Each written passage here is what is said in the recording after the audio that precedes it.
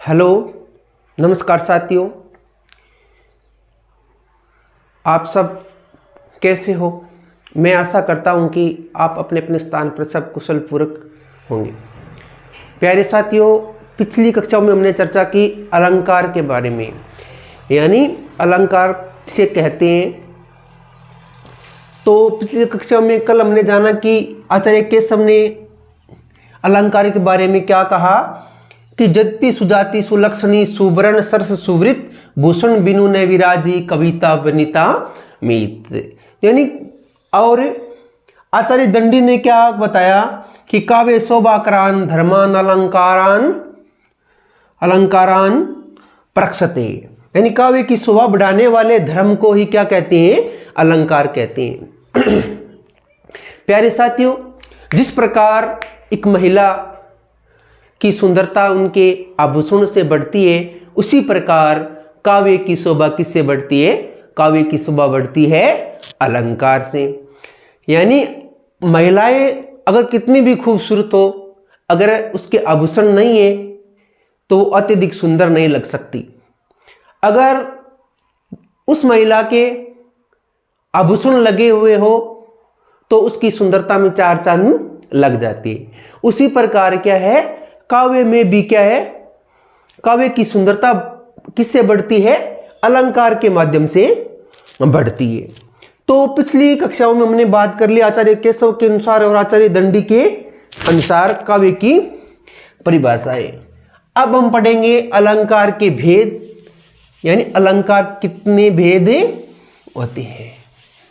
तो अलंकार के भेद होते हैं मुख्य रूप से दो। मुख्य रूप से कितने भेद बताए गए हैं? मुख्य रूप से अलंकार के भेद बताए गए हैं दो। वो दो भेद कौन कौन से हैं? यानी एक तो अर्थालंकार और एक है शब्दालंकार। एक तो अर्थालंकार और एक है शब्दालंकार। तो आइए जानते उन अलंकारों के बारे में। यानी अलंकार कितने भागों, मुख्यतः कितने भेद होते हैं? दो। कौन कौन से? एक तो शब्दालंकार और एक होता है अर्थालंकार। कौन सा अलंकार है? अर्थालंकार। अब देखिए शब्दालंकार किसे कहते हैं?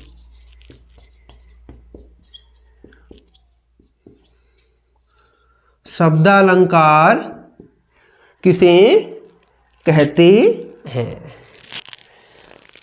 काव्य में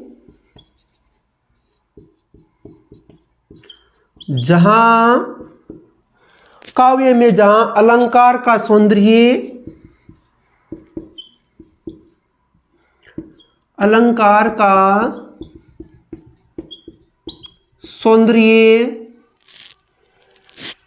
शब्द के माध्यम से बढ़ता है।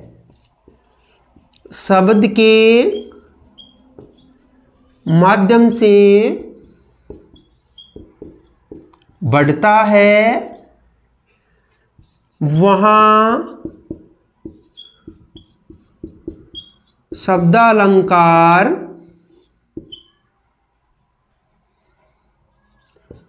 होता है। यानी शब्दालंकार का अर्थ क्या हुआ कि जहां काव्य की शोभा किसके माध्यम से बढ़ती हो? शब्द के माध्यम से बढ़ती है। वहां कौन सा अलंकार होता है? वहां होता है साथियों शब्दो अलंकार। कौन सा अलंकार? शब्द अलंकार होता है। और दूसरा कौन सा अलंकार है? अर्थालंकार।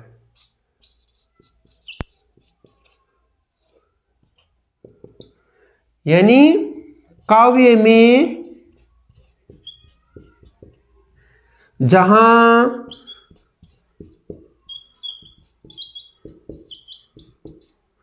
अलंकार की काव्य में जहां अलंकार की शोभा, या काव्य में जहां अलंकार का सौंदर्य या की शोभा एक ही बात है, काव्य में जहां अलंकार का सौंदर्य अर्थ के माध्यम से बढ़ता है, अर्थ के माध्यम से बढ़ता है, वहाँ अर्थालंकार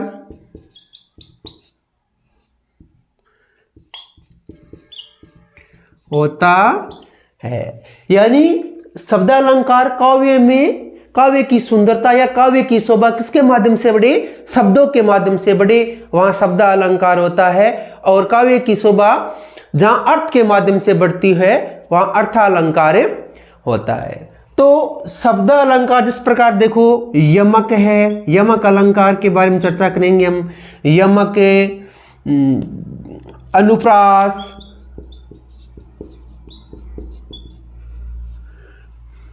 और बहुत सारे अलंकार हैं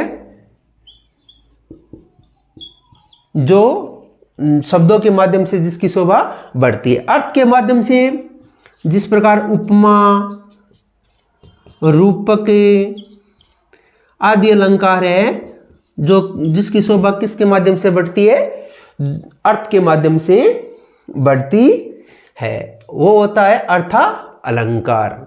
एक होता है, कुछ विद्वानों ने एक और अन्य भेद माना है, वो है उभय अलंकार। उभय अलंकार की बात की जाए, उभय अलंकार, उभय अलंकार, उभय अलंकार, तो उभय अलंकार में क्या होता है, यानी इसमें काव्य की शोभा शब्द और अर्थ दोनों के माध्यम से बढ़ती है। शब्द के माध्यम से भी बढ़ती है और अर्थ के माध्यम से भी बढ़ती है। वहां अलंकार कौन सा होता है, उभय अलंकार होता है। कौन सा अलंकार होता है, उभय अलंकार होता है, वहां होता है उभय अलंकार।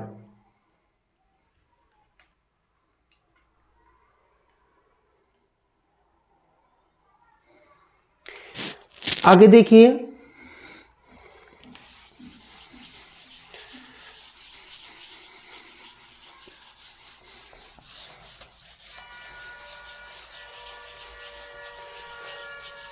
अब हम पढ़ने जा रहे हैं शब्दालंकार में एक अलंकार है, वो अलंकार है अनुप्रास अलंकार।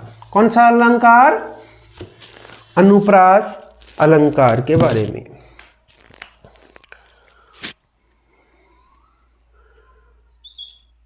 अनुप्रास अलंकार,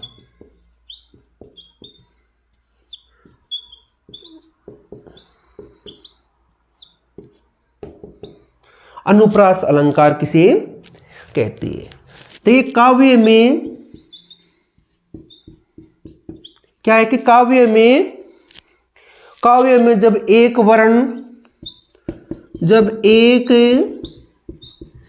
वर्ण से प्रारंभ होने वाले शब्द, एक वर्ण से प्रारंभ होने वाले शब्दों,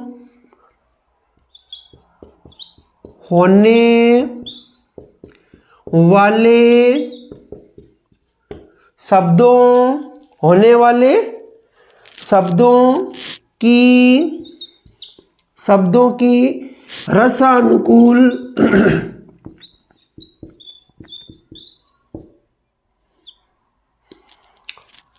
रसानुकूल दो या दो से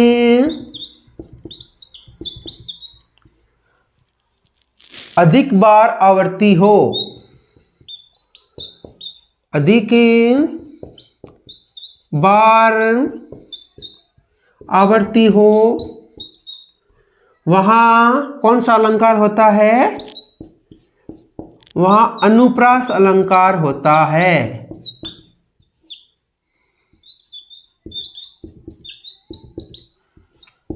अनुप्रास अलंकार होता है। देखिए अनुप्रास अलंकार की क्या पहचान है कि काव्य में जब एक वर्ण से प्रारंभ होने वाले शब्दों की रसानुकूल दो या दो से अधिक बार आवृत्ति हो वहां अनुप्रास अलंकार होता है। जिस प्रकार देखिए, जिस प्रकार तरनी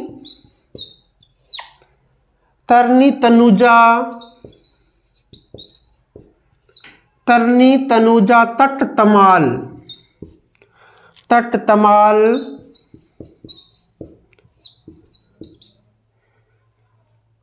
तरुवर बहु, तमाल तरुवर बहु छाए। इस काव्यांश में देखिए कौन सा अलंकार है। इसमें एक वर्ण है तय। इस तय वर्ण की आवृत्ति बार बार हो रही है। वह कौन सा अलंकार होता है? पर एक वर्ण की आवृत्ति दो या दो से अधिक बार होती है, वहां कौन सा अलंकार होता है साथियों? वहां होता है अनुप्रास अलंकार। जिस प्रकार देखो, चंदू की चाची ने चांदी की चम्मच से चांदनी चौक पर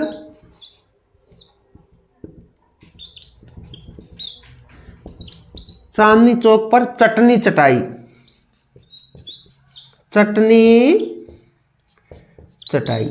इस वाक्यांश में देखिए च की आवृत्ति कितनी बार हुई है? दो या दो से अधिक बार हुई है। तो यहां कौन सा अलंकार हो गया? अनुप्रकाश। च फिर च फिर च फिर च फिर च और फिर च। तो इस प्रकार अनुप्रास अलंकार में क्या होता है? एक ही वर्ण से प्रारंभ होने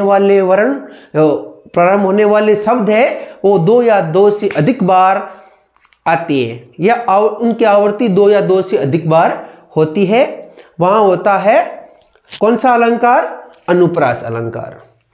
अब आगे देखिए, एक अलंकार और पढ़ेंगे आज के कालांश में। वो पढ़ने जा रहे हैं यमक अलंकार। कौन सा अलंकार पढ़ने जा रहे हैं? यमक।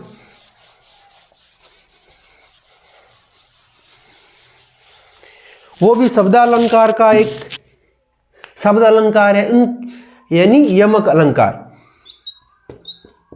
यमक अलंकार 2 नंबर कौन सा अलंकार? यमक अलंकार। काव्य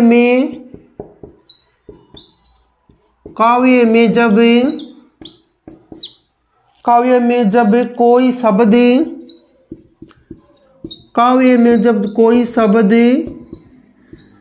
दो या दो से अधिक बार आए। काव्य में जब कोई शब्द दो या दो से अधिक बार आए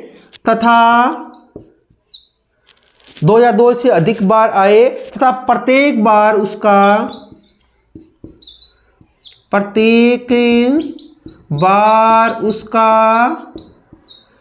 अर्थ भिन्न भिन्न हो। अर्थ क्या हो? भिन्न भिन्न, यानी अलग अलग हो, भिन्न भिन्न हो, वहां यमक अलंकार होता है। यमक अलंकार होता है। जैसे देखिए,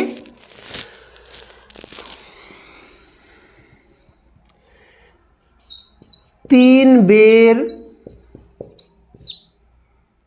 खाती है वो, तीन बेर खाती है वो तीन बेर खाती है। तीन बेर खाती है।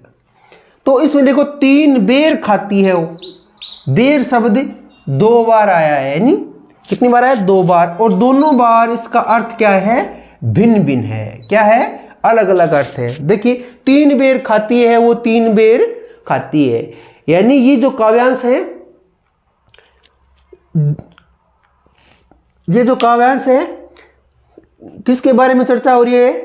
यानी शिवाजी है, शिवाजी की भय से मुगलों की जो रानियां हैं उसमें इतना भय उत्पन्न हो गया कि वो 3 बेर खाती है, वो 3 बेर खाती है।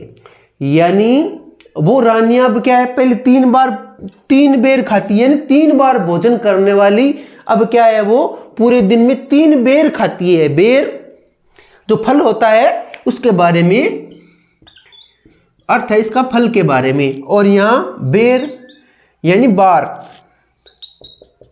यानी 3 बार खाने वाली और रानियां अब क्या है? पूरे दिन में सिर्फ 3 बेर खाती है। आगे देखिए सजना है, सजना है मुझे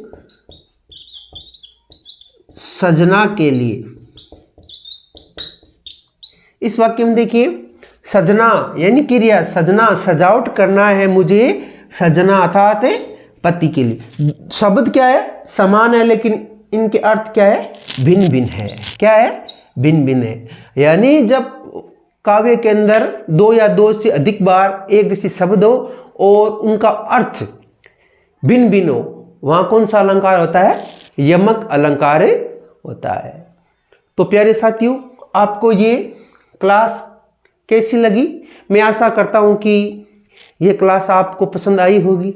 अगर पसंद आई है तो वीडियो को लाइक करें, ज़्यादा से ज़्यादा सब्सक्राइब शेयर करना है और ज़्यादा से ज़्यादा सब्सक्राइब करवाना है। तो अपने पढ़ाई को जारी रखें। जय हिंद, जय भारत।